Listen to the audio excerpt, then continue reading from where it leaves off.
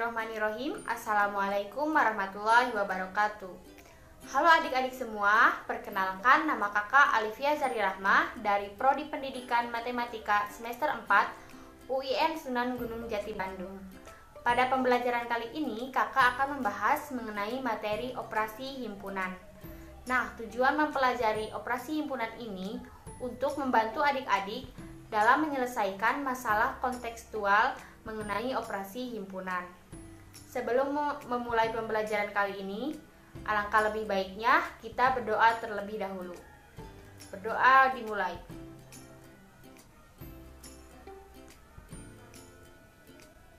Doa selesai. Nah, langsung saja ya, kita akan membahas mengenai operasi himpunan. Baik adik-adik, di sini ada peta konsep mengenai operasi himpunan. Nah, operasi himpunan ini ada 4 macam. Yang pertama, irisan himpunan. Simbolnya seperti huruf N. Yang kedua, gabungan himpunan. Simbolnya seperti huruf U. Yang ketiga, selisih himpunan. Dan yang keempat, komplement himpunan. Nah, untuk lebih mudah memahami operasi himpunan tersebut, kita langsung saja ke contoh soal ya. Misal diketahui himpunan S atau himpunan semesta adalah himpunan bilangan asli yang kurang dari 10. Berarti anggotanya dimulai dari 1 hingga 9. Kemudian diketahui himpunan A adalah himpunan bilangan ganjil kurang dari 10. Berarti anggotanya adalah 1, 3, 5, 7, dan 9. Kemudian diketahui himpunan B adalah himpunan bilangan prima yang kurang dari atau sama dengan 7. Berarti anggotanya adalah 2, 3, 5, dan 7. Nah, selanjutnya kita akan membahas operasi-operasi himpunan. Nah, yang pertama kita menentukan irisan himpunan dari irisan A dan B. Nah, notasi dari A irisan B adalah seperti ini. Jadi, A irisan B merupakan himpunan yang anggota-anggotanya merupakan persekutuan dari himpunan A dan himpunan B. Jadi, jika kita notasikan, A irisan B sama dengan X, di mana X merupakan anggota A dan X anggota B. Nah, kita lihat dari himpunan anggota A dan himpunan anggota B yang bersekutu atau yang sama. Nah, terlihat bahwa yang sama dari himpunan anggota A dan anggota B adalah 3, 5, dan 7. Maka A irisan B adalah 3, 5, dan 7. Jika kita lihat diagram pennya sebagai berikut. Nah, yang berimpit di tengah-tengah ini merupakan anggota dari A dan anggota dari B. Ini merupakan A irisan B, maka A irisan B ini yang diarsir warna merah tersebut. Jadi A irisan B adalah 3, 5, dan 7. Nah, itu dia adik-adik cara menentukan irisan himpunan A dan B. Bisa dipahami ya? Selanjutnya, kakak akan menjelaskan operasi himpunan yang kedua mengenai gabungan himpunan. Nah, dari soal ini, kakak akan menentukan A gabungan B.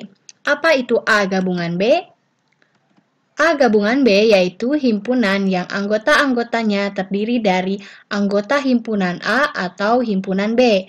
Jadi, notasi A gabungan B yaitu X, di mana X itu termasuk anggota A atau X termasuk anggota B.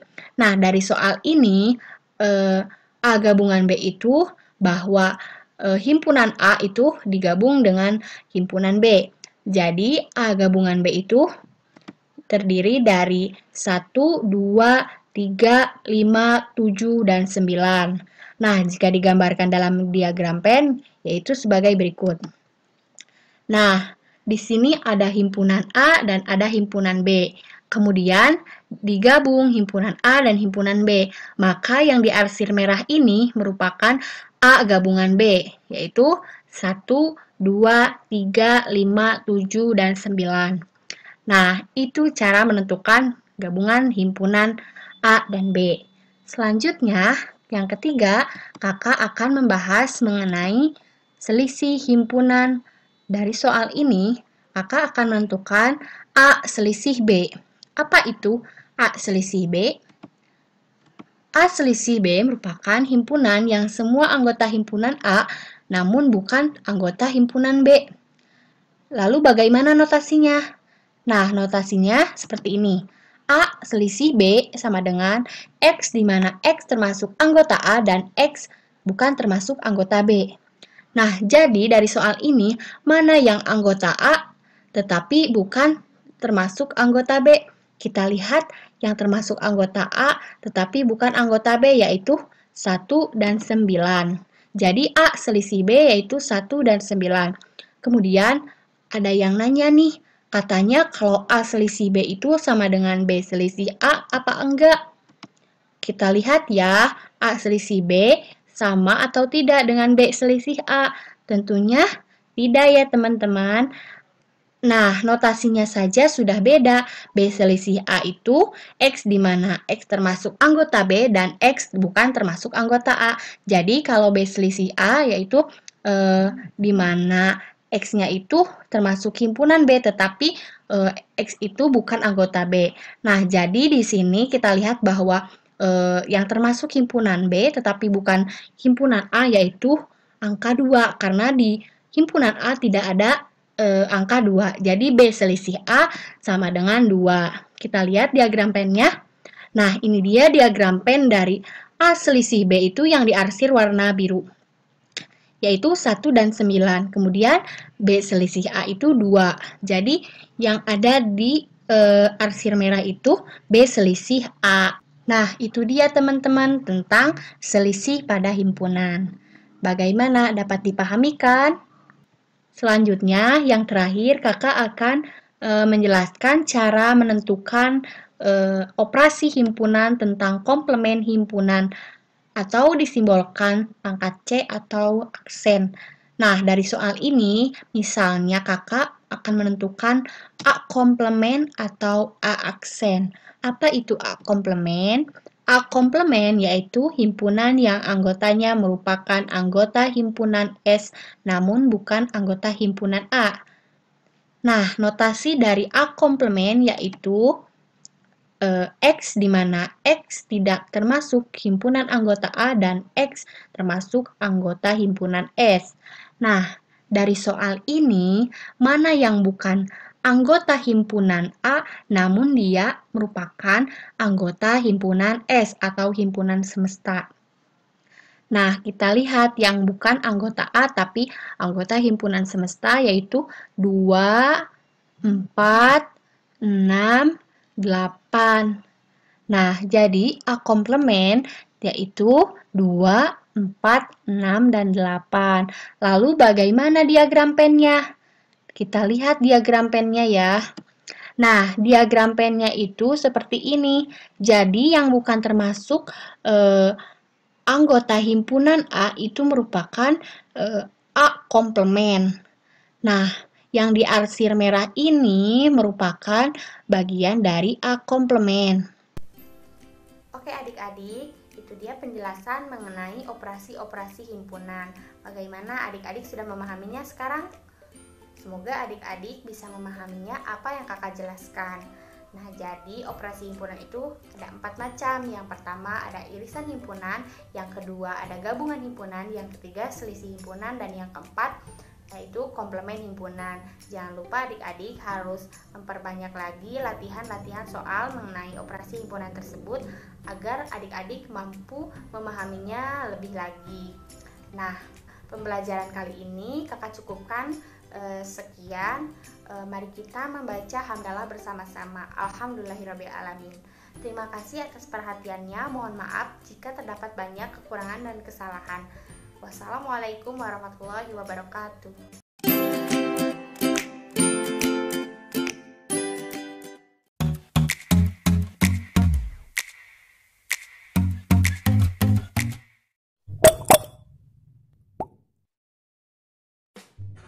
Assalamualaikum warahmatullahi wabarakatuh. Perkenalkan, nama saya Nugragung Berliano. Saya akan membahas materi tentang logika matematika. Selamat menyaksikan dan semoga bermanfaat. Ya, halo semuanya. Kali ini saya akan membahas tentang logika matematika. Nah, untuk pertama dulu kita bahas pengertiannya. Jadi, logika matematika itu apa? Nah, ini logika matematika adalah aturan berpikir atau landasan tentang bagaimana cara kita mengambil kesimpulan. Ya. Nah, dalam logika matematika ada istilah pernyataan dan kalimat terbuka. Nah, ini bedanya kalimat pernyataan dan bedanya pernyataan dan kalimat terbuka itu apa? Nah, pernyataan adalah kalimat yang bisa benar atau bisa salah. Contohnya, Soekarno adalah presiden pertama Indonesia. Benar atau salah? Benar ya. Kemudian dodol berasal dari Jakarta. Salah, karena dodol itu berasal dari Garut. Kemudian yang kedua ada kalimat terbuka. Nah, kalimat terbuka adalah jenis kalimat yang belum diketahui kebenarannya. Contohnya misalkan 2x ditambah 4 sama dengan 8. Nah, untuk mengetahui 2x ditambah 4 sama dengan 8 adalah benar, kita perlu membuktikannya terlebih dahulu, ya. Jadi kalimat terbuka itu istilahnya masih samar-samar. Harus dibuktikan terlebih dahulu. Ya. Beda sama pernyataan. Ngerti ya sampai sini? Nah, kemudian yang intinya untuk yang pertama adalah kita akan mempelajari tentang ingkaran, negasi, atau penyangkalan. Ya. Nah, ini simbolnya dinyatakan dengan ini. Ini ada tabel atau rumusnya. Misalkan ada suatu pernyataan P dan ini artinya adalah ingkaran P atau negasi P. Nah, BS ini, B itu menyatakan pernyataan tersebut adalah benar. Sedangkan S menyatakan salah. Contohnya, misalkan besi memuai jika dipanaskan. Benar atau salah? Benar ya. Kemudian, apa ingkarannya? Nah, ingkarannya adalah besi tidak memuai jika dipanaskan. Nah, ini salah. Jadi tinggal dibalik aja. Jadi ada kata tidak ya sebelumnya. Kalau tadi kan besi memuai jika dipanaskan, berarti ingkarannya adalah besi tidak memuai jika dipanaskan. Ngerti ya? Nah, kemudian yang kedua ada konjungsi. Konjungsi itu simbolnya ini. Jadi simbolnya ini ya, agak ke atas. Tanda corak tapi ke atas. Adalah pernyataan majemuk dengan kata hubung dan. Nah, jadi tanda ini itu artinya adalah dan ya. Dan. Jadi misalkan ini ada rumusnya, tabelnya. Ini pernyataan P dan ini Q. Ini dibacanya yang ini adalah P dan Q. Artinya pernyataan P dan pernyataan Q. Nah, dalam konjungsi ini kita lihat kalau dianalisis lagi, konjungsi hanya akan bernilai benar jika kedua pernyataan P dan Q benar ya. Lihat. P dan Q benar berarti benar. Kalau salah satunya salah atau semuanya salah berarti salah. Contohnya, pernyataan P, 3 adalah bilangan prima. Benar atau salah? Benar ya. Kemudian yang pernyataan Q, 3 adalah bilangan ganjil. Benar atau salah? Benar ya.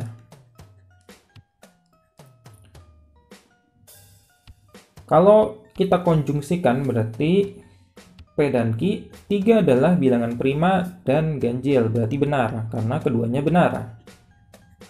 Ya, ngerti ya? Sampai sini? Nah, kemudian yang ketiga ada disjungsi. Nah, ini simbolnya ya. Simbolnya ini dibacanya atau. Ini ada tabelnya. Jadi, ini simbol yang ini dibacanya adalah P atau Q. Ya, jadi pernyataan P atau pernyataan Q. Nah, kita analisis lagi. Dalam disjungsi ini, disjungsi hanya salah jika kedua pernyataan P dan Q salah. Ya. Ini salah, salah, salah. Berarti kalau misalkan salah satunya benar atau benar semua, itu benar kalau disjungsi. Berbeda dengan tadi, konjungsi ya. Kebalikannya disjungsi. Nah, untuk lebih jelasnya saya kasih contoh. Contohnya, pernyataan P, paus adalah mamalia. Benar atau salah? Benar ya, paus itu mamalia. Kemudian paus adalah herbivora. Benar atau salah? Salah ya. Nah, dalam ini P atau Q berarti paus adalah mamalia atau herbivora. Salah atau benar? Benar. Karena kan tadi saya sudah bilang, kalau salah satunya benar, berarti benar ya. Kecuali kalau salah semua, berarti salah. Ngerti ya? Nah, kemudian yang keempat ada implikasi. Nah, implikasi itu simbolnya kayak gini, tanda panah ke arah kanan. Nah, simbol ini dibacanya adalah jika titik-titik, maka titik-titik ya. Nah, kalau ini ada tabelnya, rumus dari implikasi. Nah, kalau kita analisis lagi, implikasi ini hanya bernilai salah jika P benar dan Q salah. Ini salah. Oh, ini harusnya benar nih. Salah ini harusnya benar. Benar ya. Bukan salah. Jadi, implikasi ini hanya bernilai salah jika P benar dan Q salah ya. Contohnya, Andi belajar dengan aplikasi Ruang Guru. Benar atau salah? Benar ya. Andi dapat belajar di mana saja. Benar.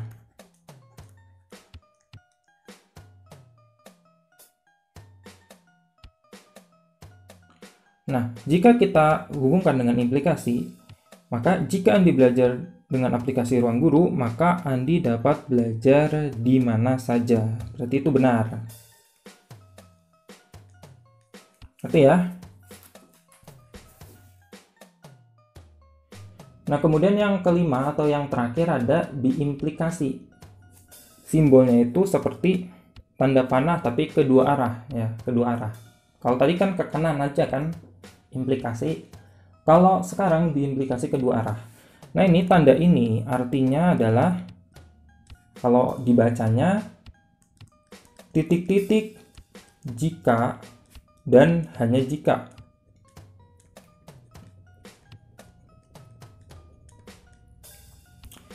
Nah, ini ada tabelnya atau rumusnya. Nah, kalau kita analisis lagi,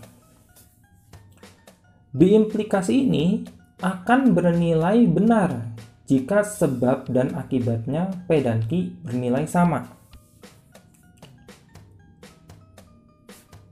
P-nya misalkan benar, Q-nya benar, maka benar. P-nya salah, Q-nya salah berarti benar. Asal P dan Q-nya sama berarti itu benar. Itu disebut dengan biimplikasi ya. Berarti kalau salah satunya benar atau salah satunya salah, itu salah. Contohnya, pernyataan P, 3 kali 2 sama dengan 6. Benar atau salah? Benar ya. Nah, kemudian pernyataan Q, 6 adalah bilangan ganjil. Benar atau salah? Salah. 6 itu bilangan genap ya. Maka jika kita biimplikasikan, P biimplikasi Q, artinya 3 kali 2 sama dengan 6. Jika dan hanya jika 6 adalah bilangan ganjil, artinya salah. Kenapa? Karena satunya benar, satunya salah. Berarti salah. Kecuali kalau keduanya salah atau keduanya benar, berarti benar.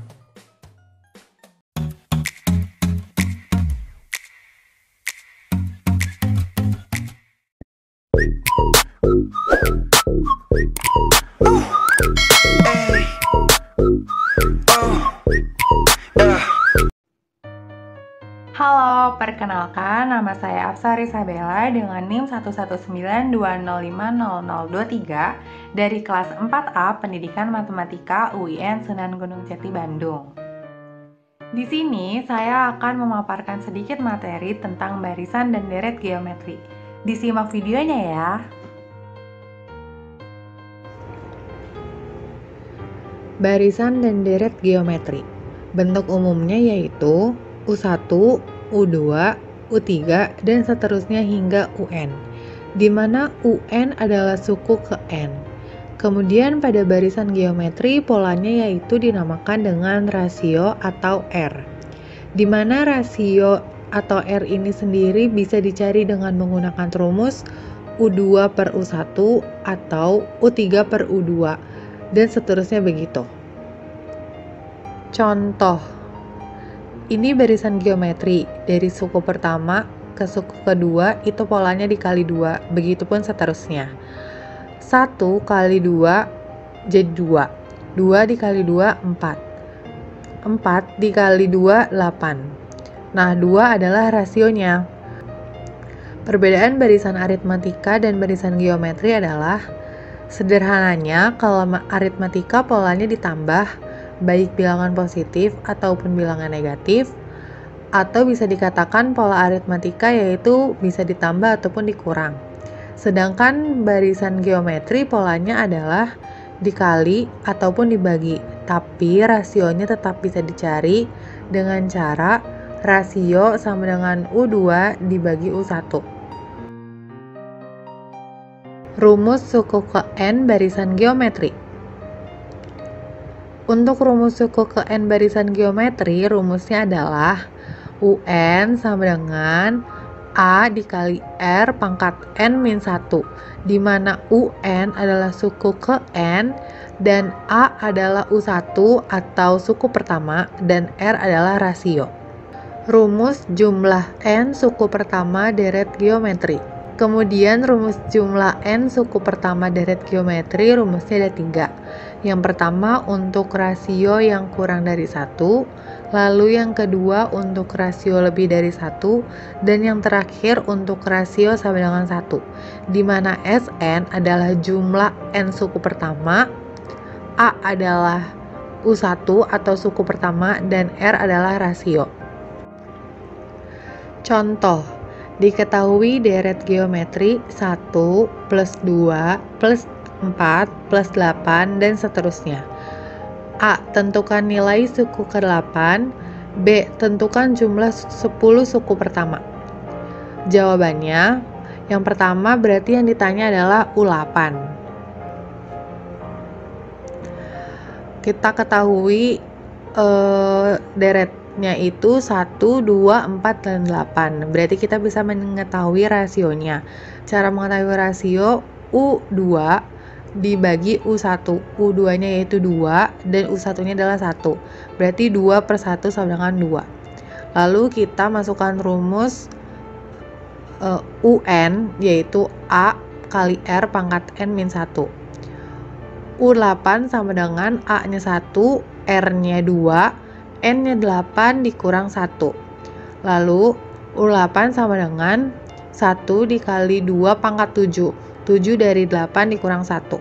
Lalu U8 sama dengan 1 dikali 128. 2 pangkat 7 adalah 128. Lalu U8 sama dengan 128. Yang B, tentukan jumlah 10 suku pertama. Jumlah 10 suku pertama berarti S10. Kita menggunakan rumus Sn untuk R lebih besar dari 1.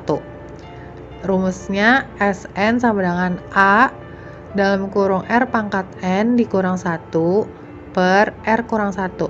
Berarti S10 sama dengan A nya 1, R nya 2, N nya 10 dikurang 1 per 2 dikurang 1.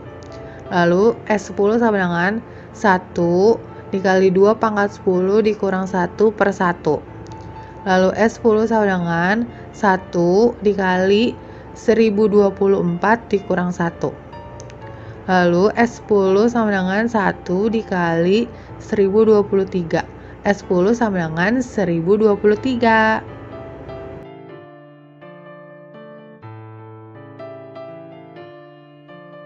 Sekian pemaparan materi dari saya. Bila ada salah-salah kata mohon dimaafkan. Kurang lebihnya mohon dimaklumi. Wabillahi taufiq wal hidayah. Wassalamualaikum warahmatullahi wabarakatuh. Dadah.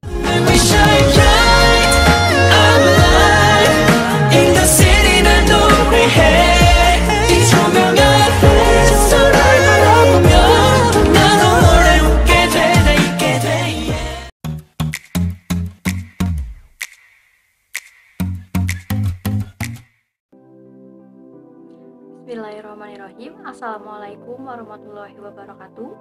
Perkenalkan, nama saya Dewi Urmatasari. Di sini saya akan menjelaskan sedikit materi mengenai persamaan garis lurus. Sebelumnya kita ketahui dulu yuk apa itu persamaan garis lurus. Persamaan garis lurus adalah persamaan yang membentuk garis lurus saat digambarkan dalam bidang kartesius, atau suatu perbandingan antara koordinat Y dan koordinat X dari dua titik yang terletak pada sebuah garis. Sedangkan garis lurus sendiri ialah kumpulan dari titik-titik yang sejajar. Selanjutnya yaitu bentuk umum persamaan garis lurus. Bentuk umum dari persamaan garis lurus adalah Y sama dengan MX ditambah C, di mana X yaitu variabel, C yaitu konstanta, dan M yaitu gradien. Gradien adalah bilangan yang menyatakan tingkat kemiringan suatu garis. Pada persamaan ini, gradien dapat dicari dengan mudah karena gradiennya adalah koefisien dari variabel X itu sendiri, yaitu M. Misalnya yaitu garis Y sama dengan 3X plus 2. Koefisien X adalah 3, jadi gradien garis tersebut adalah 3. Selanjutnya yaitu menentukan persamaan garis lurus. Untuk menentukan persamaan garis lurus terdapat dua cara, yaitu yang pertama, jika diketahui gradien dan satu titik yang dilalui garis. Misalnya, suatu garis melalui sebuah titik yaitu X1, Y1. Maka dapat menentukan persamaan garis lurusnya dengan rumus Y dikurangi Y1 sama dengan M dikali X dikurangi X1. Sebagai contoh, tentukan persamaan garis yang bergradien 3 dan melalui titik min 2, min 3. Untuk penyelesaiannya, diketahui M sama dengan 3. Min 2 ini sebagai X1, min 3 ini sebagai Y1. Selanjutnya, kita substitusikan nilai tersebut ke dalam rumus Y dikurangi Y1 sama dengan M dikali X dikurangi X1. Y dikurangi Y1 yaitu min 3 sama dengan M yaitu 3, X dikurangi X1 yaitu min 2. Y dikurangi min 3 menjadi Y plus 3 sama dengan 3 dikali X min 2 menjadi 3 dikali X plus 2. 3 ini kali silang kepada X plus 2 menjadi 3 dikali X sama dengan 3X, 3 dikali 2 sama dengan 6, maka Y plus 3 sama dengan 3X plus 6. Y sama dengan 3X plus 6. 3 ini pindah ruas ke kanan menjadi negatif, maka Y sama dengan 3X plus 3. Jadi, persamaan garis lurusnya adalah Y sama dengan 3X plus 3. Cara yang kedua yaitu jika diketahui dua titik yang dilalui garis. Misalnya, suatu garis melalui dua buah titik yaitu X1, Y1 dan X2, Y2, maka bisa menggunakan rumus Y dikurangi Y1 per Y2 dikurangi Y1 sama dengan X dikurangi X1 per X2 dikurangi X1. Sebagai contoh soal yaitu, tentukan persamaan garis yang melalui titik-titik koordinat berikut. A yaitu 3,3 dan B yaitu 2,1. Untuk pembahasannya yaitu Untuk titik A 3,3, maka X1 yaitu 3 dan Y1 yaitu 3. Untuk B sama dengan 2,1, maka X2 sama dengan 2 dan Y2 sama dengan 1. Persamaan yang diperoleh yaitu kita tulis dulu rumusnya, kemudian substitusikan nilai X1, Y1, X2, Y2 ke dalam rumus Y dikurangi Y1 per Y2 dikurangi Y1 sama dengan X dikurangi X1 per X2 dikurangi X1. Y dikurangi Y1 yaitu 3 per Y2 yaitu 1 dikurangi Y1 yaitu 3 sama dengan X dikurangi X1 yaitu 3, X2 yaitu 2 dikurangi X1 yaitu 3. Y min 3 per 1 dikurangi 3 yaitu min 2 sama dengan X dikurangi 3 per 2 dikurangi 3 yaitu min 1. Kemudian kali silang, min 1 dikali Y min 3 sama dengan min 2 dikali X min 3. Min 1 dikali Y yaitu min Y, min 1 dikali min 3 yaitu plus 3 sama dengan min 2 dikali X yaitu min 2X ditambah min 2 dikali min 3 yaitu plus 6. Kita jadikan persamaan tersebut menjadi sama dengan 0, maka min 2X pindah ruas menjadi positif. 2X dikurangi Y ditambah 3, 6 pindah ruas ke kiri menjadi negatif, maka 2X min Y ditambah 3 dikurangi 6 sama dengan 0. 3 kurangi 6 bisa kita jumlahkan menjadi min 3. Jadi 2X min Y min 3 sama dengan 0. Selanjutnya yaitu menggambar grafik dari persamaan garis lurus. Terdapat 3 langkah dalam membuat grafik dari persamaan garis lurus. Langkah pertama, mencari titik potong pada sumbu X, maka Y sama dengan 0. Langkah kedua, mencari titik potong pada sumbu Y, maka X sama dengan 0. Langkah ketiga, membuat garis yang menghubungkan kedua titik potong tersebut. Kita langsung saja masuk ke contoh soal. Gambarlah grafik dari persamaan garis lurus Y sama dengan 3X min 9. Untuk penyelesaiannya, langkah pertama, cari titik potong di sumbu X. Cara mencari titik potong pada sumbu X adalah dengan membuat variabel Y menjadi 0. Y sama dengan 3X dikurangi 9, kita ubah Y menjadi 0, maka 0 sama dengan 3X dikurangi 9. 9 pindah ruas ke kiri menjadi positif, maka 9 sama dengan 3X. Bagi 9 dengan 3 untuk menghasilkan nilai X, maka X sama dengan 3. Jadi saat Y sama dengan 0, nilai X yang dihasilkan adalah 2, sehingga diperoleh titik potong di sumbu X adalah 3,0. Grafik pada langkah pertama yaitu seperti ini. 3 ini menjadi sumbu X dan 0 ini yaitu sumbu Y.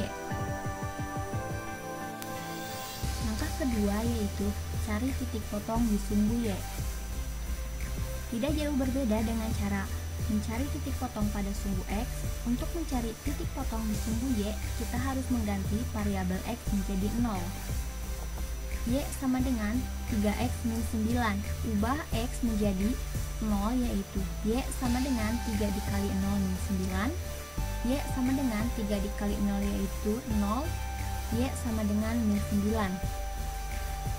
Jadi saat X sama dengan 0, nilai Y yang dihasilkan adalah negatif 9, sehingga diperoleh titik potong di sumbu Y adalah 0, negatif 9.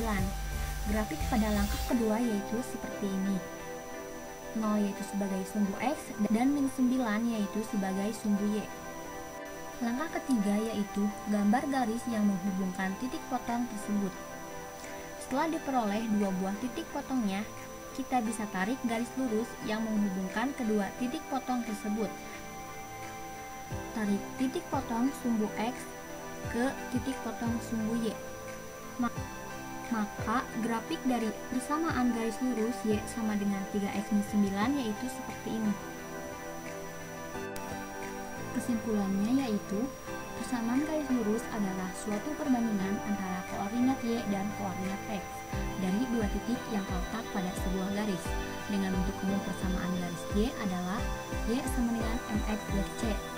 Untuk menentukan persamaan garis lurus terdapat dua cara, dan kemudian untuk menggambar grafik dari persamaan garis lurus terdapat 3 langkah. Mungkin cukup sekian materi yang bisa saya sampaikan mengenai persamaan garis lurus. Semoga videonya bermanfaat. Kurang lebihnya mohon maaf. Wassalamualaikum warahmatullahi wabarakatuh.